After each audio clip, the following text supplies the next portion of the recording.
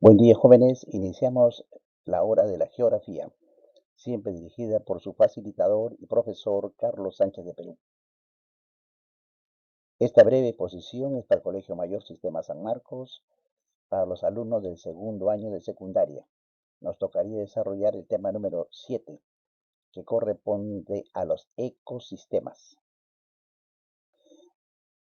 A ver, al iniciar de hablar de ecosistemas, en este caso hay que dar algunas definiciones más o menos apropiadas. Por ejemplo, cuando hablamos de un ecosistema, nos referimos al todo el medio físico o también llamado biotopo, por biotopo, en el que se relacionan todos los organismos vivos que forman una comunidad biótica, o sea, lo que llamamos la biocenosis, ¿de acuerdo? Entonces, recuerden ustedes, primero, el territorio, el lugar, el espacio donde se va a desarrollar las especies se llama biotopo, ¿de acuerdo? Ahora, a todos los organismos, microorganismos que viven, que conviven en esa comunidad, que se llama la biótica. Su funcionamiento es lo que llamamos la biocenosis, ¿de acuerdo? Ahora, en los países hay pues una gran variedad de ecosistemas. En el Perú hay, se puede decir, una mega diversidad de ecosistemas, pero los que han sido estudiados, tratados, clasificados con ciertas características, entiendan así, no solamente es descubrir, ver, sino tiene que, aparte de encontrarlos, hay que ver qué características tienen, hay que ver sus orígenes, hay que ver las eh, consecuencias que trae, cuál es su origen. Entonces, todos esos factores que se estudia, entonces recién ahí podemos clasificarlos. Lo que hasta la fecha, por ejemplo, se ha oficializado, ya se conoce en el Perú que cuenta 39 ecosistemas. 12 pertenecen a lo que es la selva tropical, 4 que es a la región Yunga, unos 12 también hay en la región andina, 9 en la zona de la costa y 2 que se refiere a sistemas acuáticos. Entonces, vamos a analizar uno por uno. Por ejemplo, si analizamos primero lo que viene a ser el pantano herbáceo arbustivo, así le llaman, pantano herbáceo arbustivo. Es un ecosistema. Luego tenemos, por ejemplo, lo que viene a ser la sabana húmeda con palmeras. Eso está por el río Geat, en Madre de Dios, y a la frontera con Bolivia. Es una sabana, no sábana, recuerden, sabana. Luego tenemos, por ejemplo, el pantano de palmeras, los palmeros que hay, el pantano de palmeras. Luego tenemos el bosque aluvial, que son inundables de aguas negras. Y también se tiene el bosque aluvial inundable de aguas blancas. Luego tenemos, por ejemplo, el bosque de terraza alta y no inundable, los que no se inundan. Luego tenemos, por ejemplo, el varillal, otro punto del varillal, otro ecosistema, el bosque, por ejemplo, de colina baja. Tenemos también el bosque de colina alta. Luego el bosque de colina de Sierra del Divisor, por ejemplo. También el Pacal, otro punto el Pacal, y el bosque estacional seco oriental. Son los 12 que pertenecen a lo que se va a llamar la selva tropical. ¿De acuerdo? Son los 12 que están dentro de la selva tropical. Veamos, por ejemplo, en este caso, en la región Yunga. En la región Yunga se tiene el bosque así basimontano de yunga. Se tiene el bosque montano de yunga. Luego tenemos el bosque altimontano, que es pluvial de yunga en este caso, por los ríos. Y luego tenemos el matorral montano. Estos pertenecen a lo que se conoce como la región yunga. Luego pasaríamos a ver la región andina. Por ejemplo, en la región andina se va a tener muy conocido primero el páramo, ¿no es cierto? El páramo. Luego tenemos el pajonal de puna seca. Luego tenemos el pajonal de puna húmeda. En punto 4, el bofedal. Tenemos el bofedal, por ejemplo. Tenemos la zona periglaciar y glaciar. Periglaciar, o sea, alrededor del glaciar y sectores glaciares. Tenemos la Jalca, es una de las zonas altitudinales. Tenemos el matorral de puna seca, el matorral de puna seca, el bosque relicto altoandino, en este caso tenemos el bosque relicto montano, la de vertiente occidental, ¿no? Luego tenemos el bosque relicto mesoandino, tenemos el bosque estacionalmente seco iterandino, eso están todos los valles del Marañón, Mantaro, de Pampas, río Pampas, de Apurímac, en este caso. Y luego tenemos el matorral andino. Estos serían los 12 que conciernen a la región andina, clasificados así. Luego veremos, a ver, la costa. Por ejemplo, en la costa se tiene, en primer lugar, el bosque tropical del Pacífico. Este sector de Tumbes. Tenemos, hablando de Tumbes, los manglares, ¿no? El manglar. Tenemos el bosque estacionario seco de colina y montaña, por ejemplo. Tenemos la toma o la loma costeras, las lomas costeras.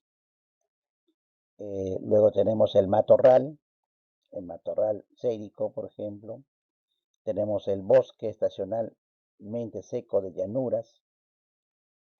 Tenemos el bosque estacionalmente seco ribereño, ahí están los algarrobales.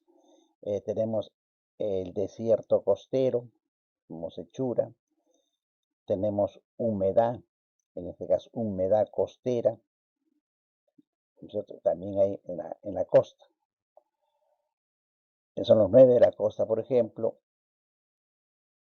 Entraríamos a ver en este caso lo que viene a ser los acuáticos. Y en los acuáticos, ¿qué tenemos?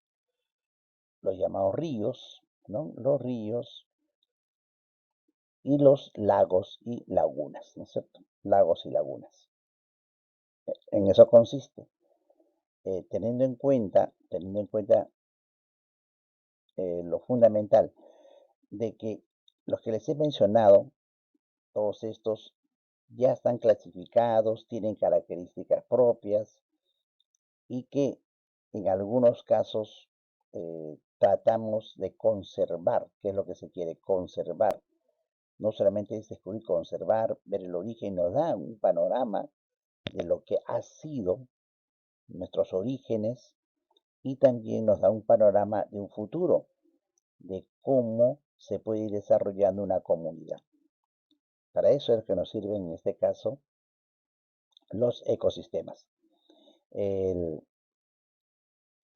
Lo muy, se puede decir que sobresale bastante en los páramos. El páramo es un ecosistema andino que está ubicado al norte del Perú. Es una vegetación mayormente herbácea, de lluvias estacionarias, ¿no? Muy leves, muy conocidos eso. Otro punto importante, por ejemplo, son los bosques estacionalmente secos de llanura, que se habla, ecosistemas, en este caso, que ocupan gran espacio en árboles de algarrobo, esa es la parte. Los manglares, otro punto importante que hemos hablado, los manglares, es un ecosistema hidromórfico, Es un sistema, recuerden, los manglares son un ecosistema hidromórfico que están en aguas salobres. Mayormente se caracteriza porque es un bosque denso que llega hasta 10 metros de altura y sus raíces son muy fuertes en el mar, o sea que en las aguas marinas, cuando hay una marea alta, por ejemplo, tapa todas las raíces y sirve, las raíces de esos manglares sirve como alimento para las especies marinas. Cuando baja la marea, las raíces quedan al aire, entonces ahí sirve de alimento para las especies terrestres. Entonces, es una de las características que se ven en ese campo. Ahora, los microecosistemas. A ver, ¿qué entendemos por microecosistemas? Recuerden esto, el prefijo micro significa pequeño, ¿no es cierto? Ahí ya eso como micro es pequeño. Entonces, el microecosistema es aquel que se desarrolla en espacios muy reducidos, espacios pequeños, territorios donde se dan las interacciones entre el biotipo que habíamos hablado nosotros, y es por eso que estos elementos forman parte de mucho cuidado. ¿Por qué? Ejemplos, por ejemplo, ¿qué tenemos? Por ejemplo, cerca de los volcanes existen aguas sulfurosas. Ahí, en esas orillas, habitan una serie de bacterias que tienen una organización propia en ellos. Por ejemplo, en la corteza de los árboles, grandes árboles, ven ustedes unas grandes manchas, así como las hormigas, que se juntan unas especies en grupo ahí, pegado en la corteza de los árboles. Por ejemplo, un árbol, por ejemplo, una, una panaca, por ejemplo, una panaca que se forma ahí con las abejas, por ejemplo. Hay un panal, porque un panal, ahí es una panaca, un panal, tiene su ecosistema, hay pequeño de las abejas. O cuando ustedes tienen una pecera, por ejemplo, una pecera, eh, hay una pecera artificial, tienen pececillos, entonces ahí se forman, ahí si sobreviven, si están ahí, se mantiene, hacen su propio ecosistema. ¿Se dan cuenta? A eso se refiere. Entonces, eso llamamos un microecosistemas. El macroecosistema, como su nombre nos indica, macro, la palabra macro significa grande, abarca grandes espacios. Entonces, macroecosistemas también son estudiados y hay una variedad en tanto la existencia de vegetales, animales, para que se puedan dar cuenta, cuando hablamos, por ejemplo, macro, los bosques, el bosque de la selva, por ejemplo, eso es un macrosistema. Cuando hablamos de los océanos, macrosistemas. Las tundras, por ejemplo, es un macrosistema, o sea, grandes tundras. Los desierto de Sahara, por ejemplo, grandes extensiones y sus características en su macroecosistema. Cuando hablamos grandes dunas en Arabia, por ejemplo, o aquí en el Perú, las dunas de Nazca, por ejemplo, en Ica, todas esas dunas, el desierto de Sechura, por ejemplo, analizar toda esa característica, los biotipos que hay en ese lugar, la sincronización de sus especies, el estudiar, ¿no?, qué especies así, a pesar del desierto, por qué hay especies que viven ahí, en ese desierto. Entonces, todo eso se estudia en el campo de la macroecosistema. ¿De acuerdo, jóvenes? Entonces, esto ha sido un breve, ¿no?, enfoque de lo que son los ecosistemas, para que ustedes más o menos tengan en cuenta. Les estoy enviando un archivo en la cual les estoy explicando cada uno de estos ecosistemas con sus características y imágenes de ejemplo. Bien, gracias por su atención. Nos vemos en la próxima.